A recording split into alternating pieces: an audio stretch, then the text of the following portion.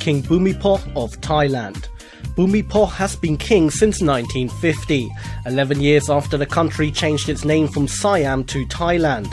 He is the longest-serving monarch in Asia and is so popular among his people that in 2009, when a rumour spread that his health has declined, it even caused a shock to the nation's financial markets.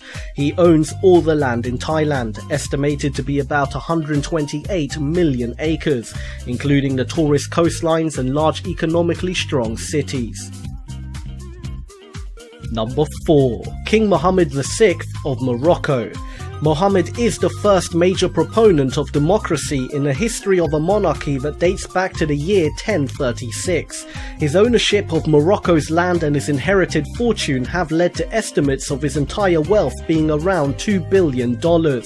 He has roughly 175.6 million acres under his belt, and the location is a historic key point of trading between Europe and Africa. Number 3. Pope Francis. When a new pope comes along, he owns the land the Catholic Church owns.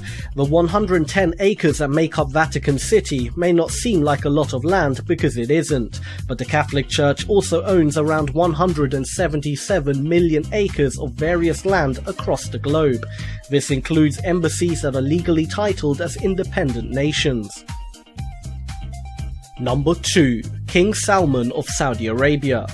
Owning Saudi Arabia is definitely land that would make you filthy rich, because underneath is precious oil.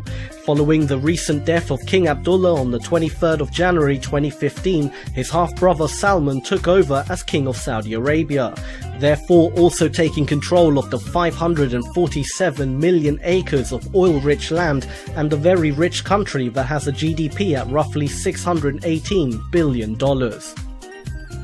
Number 1. Queen Elizabeth II.